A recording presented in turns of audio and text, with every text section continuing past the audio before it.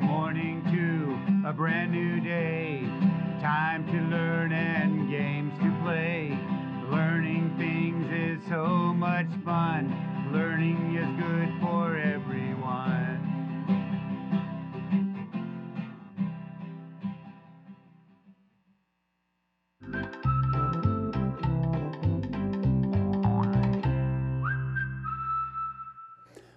Well, good morning, good morning. How are you guys doing today?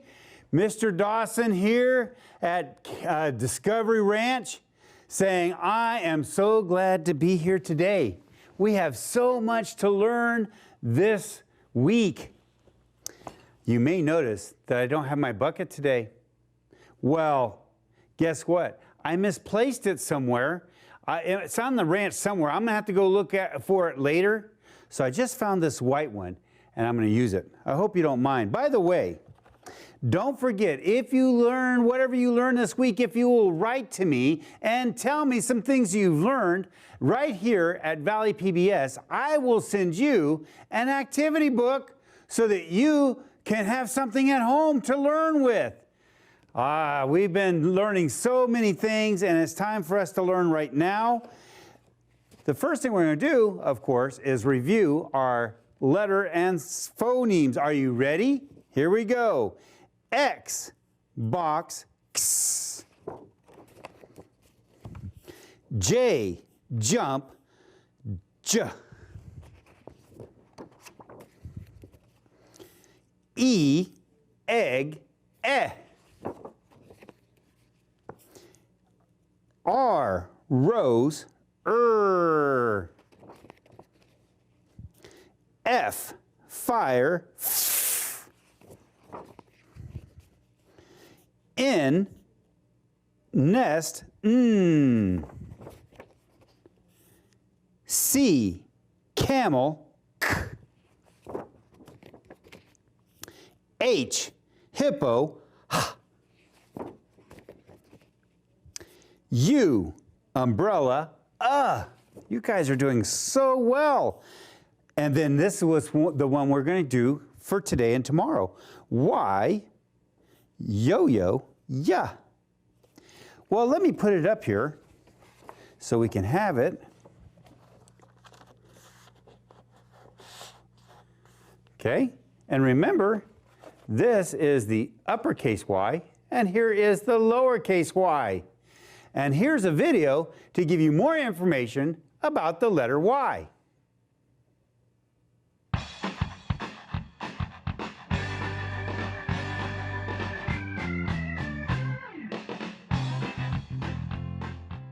Consonant Y. The letter Y stands for the Y sound you hear at the beginning of yo-yo. Two other words that begin with the letter Y are yak and yam.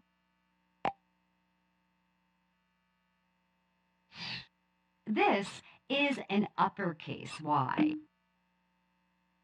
This is a lowercase y. This is how to write the uppercase letter Y. Slant down to the dotted line, slant in to touch, then straight down. This is how to write the lowercase letter Y. Slant down, slant in to cross, then down. It's your turn. Did you learn everything you need to know about the letter Y? Yes, but you know the one thing that you didn't learn is what kind of animal letter is the lowercase y. Do you remember? Right, it's a monkey letter because the last part of it goes below the line. Right, so we have Y, yo-yo, ya. Ya is for Y. Well, let's take a look at our book down here and look at these three pictures and listen for that Y phoneme at the very beginning.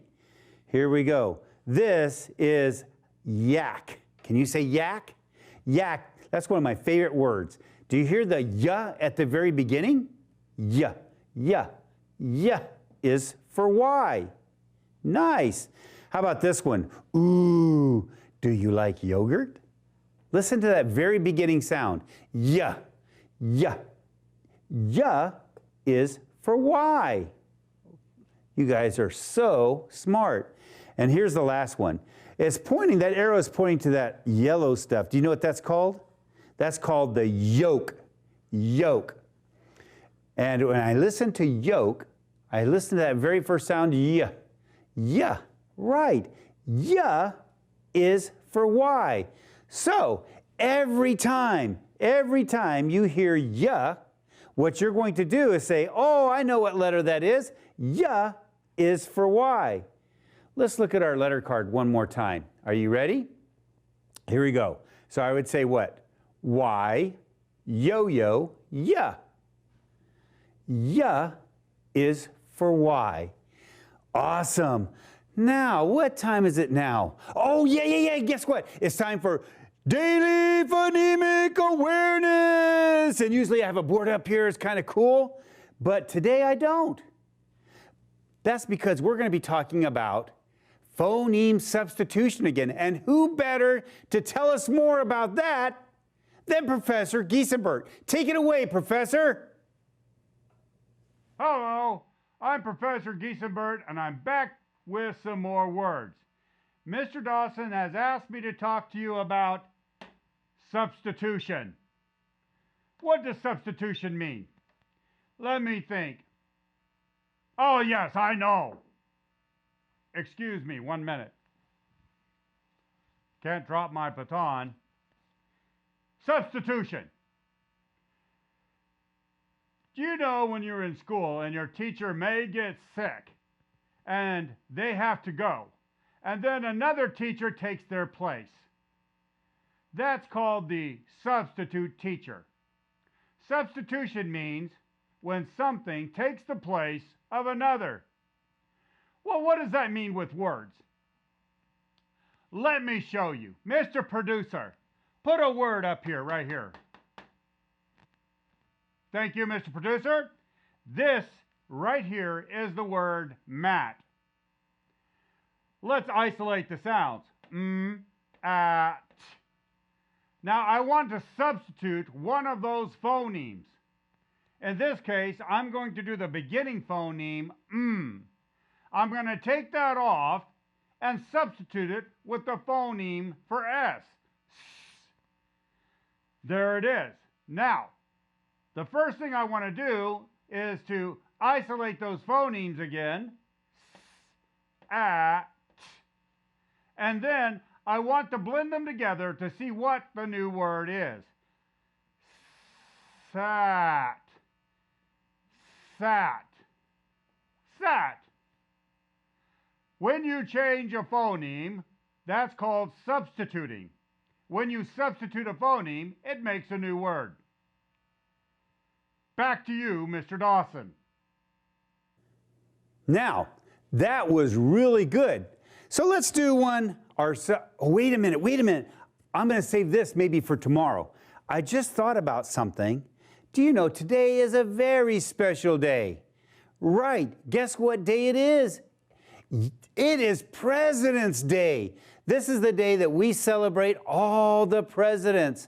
Yes, and here's one of my favorite one, Abe Lincoln. Abe Lincoln is so important to our country.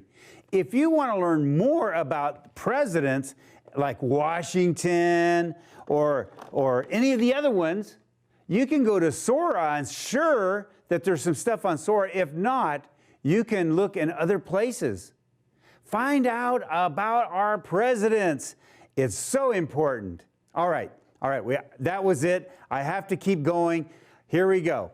Let's talk about some sight words. Remember, sight words are really important because if you can put them in your brain, when you see them, you can read them. And when somebody asks you to write them, you'll know how to write them. Here are our 2 words for this week. This is the word hear. H-E-R-E.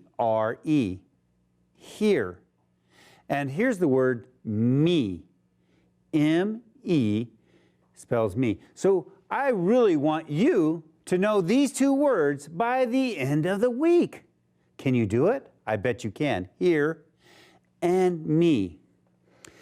Now, we've been talking a lot about verbs. We've been talking a lot about verbs, yes. Remember, a verb is something that I can do. It's telling me what I can do or what someone or something is doing in my sentence and story.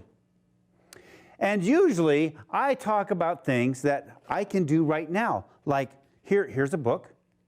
I open the book. I open the book. That means I'm doing it right now. What if I do this? I jump. I'm doing it right now. But what if it happened yesterday? What if it happened yesterday? Well, then I say what? I opened the book. Did you see the difference? I opened the book. Here's the verb, open, but I did something at the end. What did I do? Yes, I added an ED. A lot of times, that's what you're going to do. And when you do that, that lets me know that it happened sometime in the past. Just like I have the word walk, and if I did it long ago or yesterday, then I would add ED, and then I'd say, I walked. Well, I just did it right now. I jump. But if it happened like 2 minutes ago, like when I did it, I can't say I jump anymore. I have to add that ED, and now it says I jumped. When you see the ED, it means it happened in the past sometime. We're going to do this more this week. We better come over here and do our reading right before we have to leave. Oh my goodness, we don't have much time. Here it is, Yan and Jeb. Yan won a yam. Jeb won a bug in a jug. Yum, said Yan. Yuck, said Jeb. You know what we want to do? Of course, I want to find the letter Y. Here we go. I have to go kind of fast. Here we go. Look at all these Y's. And what is the phoneme for Y? Right. It's Y is for Y. So when I see that Y, the first thing I'm going to say is Y when I'm sounding it out. So if I go like this, I go yum, yum, yum. All right. That's all we have time for today. I want you to come back tomorrow so we can learn some more. We've been studying about the letter Y. We've talked about past tense verbs and our two sight words. And Professor Giesenbert told us about phoneme substitution. We're going to do more tomorrow. So I hope to see you tomorrow because I'm going to be here. Will you be here? I'm hoping so. So have a great rest of the day, and we'll see you guys tomorrow. Bye.